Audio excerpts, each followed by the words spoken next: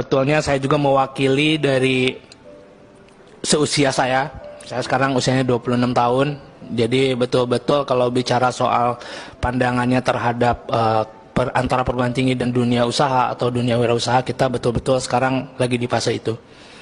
Sebagai informasi saja bahwa kalau tadi pertanyaannya pimpinan, gimana sekarang kondisi anak muda, saat ini kita sebut sebagai useless generation.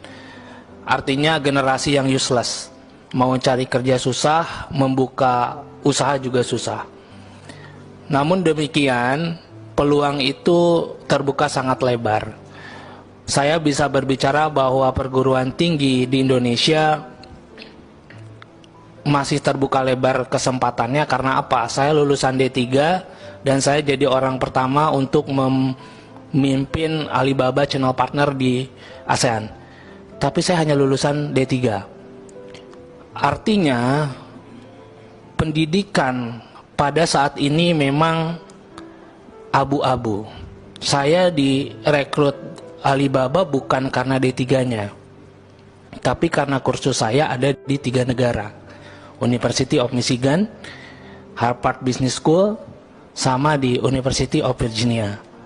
Artinya dengan tadi kasusnya di Korea ada university bahkan sulit untuk mendapatkan mahasiswa, itu sudah tidak heran lagi. Kenapa? Karena dunia internasional sekelas Alibaba pun tidak pernah melihat background pendidikannya, tapi skill kitanya apa? Melalui kursusnya. Terjadi saat ini, kita punya startup, teman-teman HIPMI juga banyak mengelola teman-teman anak-anak muda. Bahwasanya fenomena yang terjadi adalah untuk perusahaan-perusahaan kita tidak lagi melihat background pendidikan.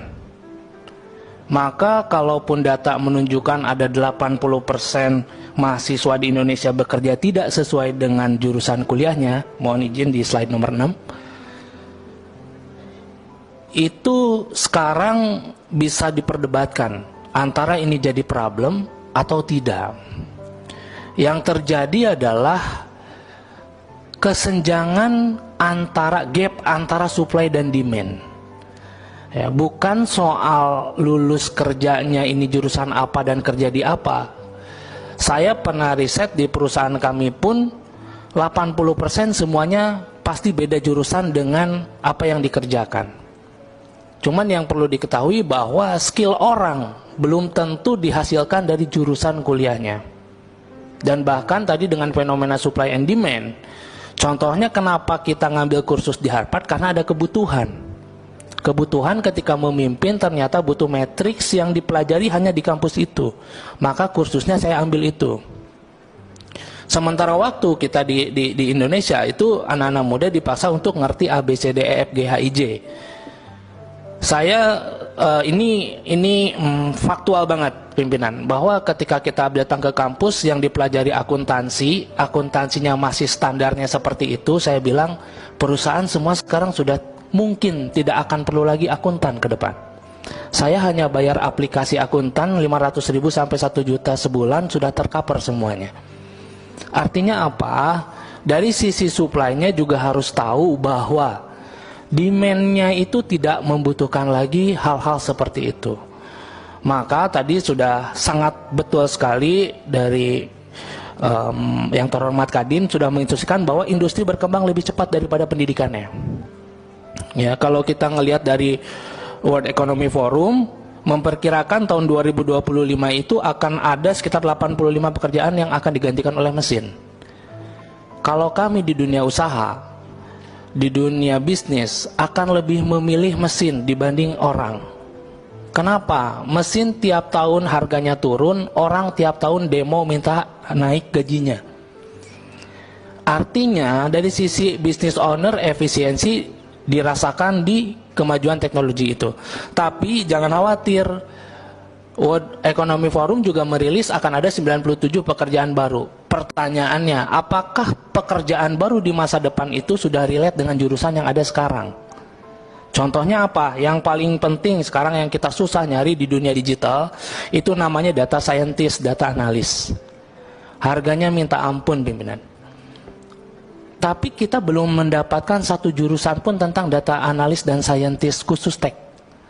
Ya. Yang kedua, kita ngomongin AI and machine learning specialist. Belum ada jurusan AI and machine learning specialist di Indonesia. Maka jangan heran kenapa tech company atau yang sekarang ngomongin soal teknologi adalah orang-orang India. Nah, makanya kita coba reduce antara supply and demand ini untuk link and match. Nah, nextnya, izin. Di sini HIPMI dalam organisasinya terstruktur bahwa tujuannya sudah jelas. Ada yang namanya mendorong dan peran serta dalam mengembangkan jiwa kewirausahaan di kalangan generasi muda. Nyambungnya apa? Ketika kita di generasi useless generation, ada di generasi sandwich. Makanya kenapa orang Korea ini nggak mau kuliah, karena dia ada di generasi sandwich bahasanya kita. Generasi sandwich itu apa? Dia ke bawah masih punya beban, ke atas juga harus menafkahi. Ya, ke bawah punya beban siapa? Ada orang tuanya yang harus mereka supply terus. Ke atas siapa? Mungkin dia di usia muda ini udah menikah, jadi ada beban tanggungan. Nah, sehingga di generasi sandwich ini yang harus dilakukan apa? Exit plan-nya dia bekerja untuk non formal.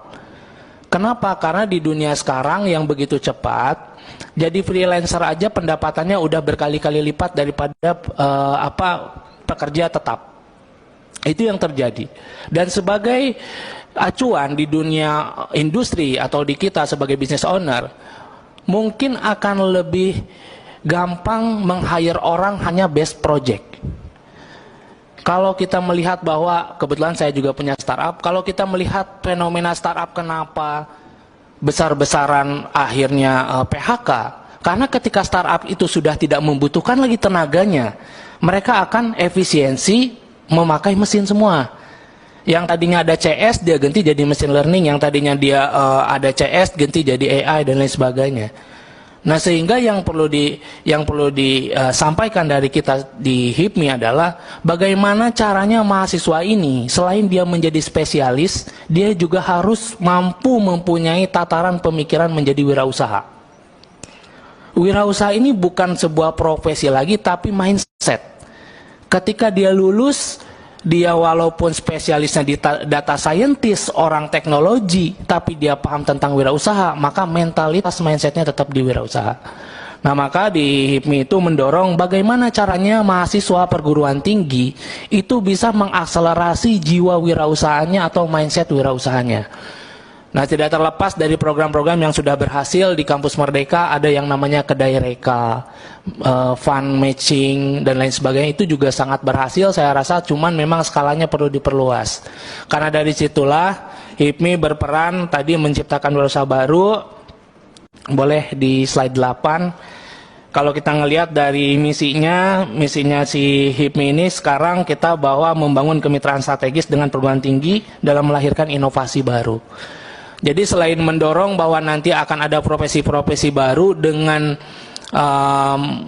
mekanisme pembelajaran yang baru, kita juga pengen mendorong Peraturan Presiden Nomor 2 Tahun 2022 tentang pengembangan kewirausahaan nasional tahun 2021-2024 dengan terciptanya 1 juta wirausaha baru. Nah, dalam hal ini di halaman 10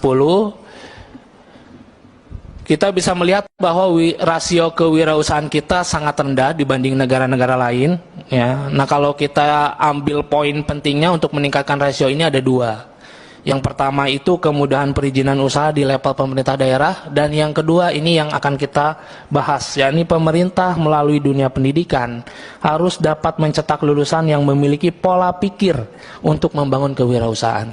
Maka kuncinya adalah di perguruan tinggi. Nah, sehingga kami mencoba membuat formula apa yang sebenarnya pas untuk dijadikan strategi penguatan mutu pendidikan tinggi untuk menciptakan wirausaha baru.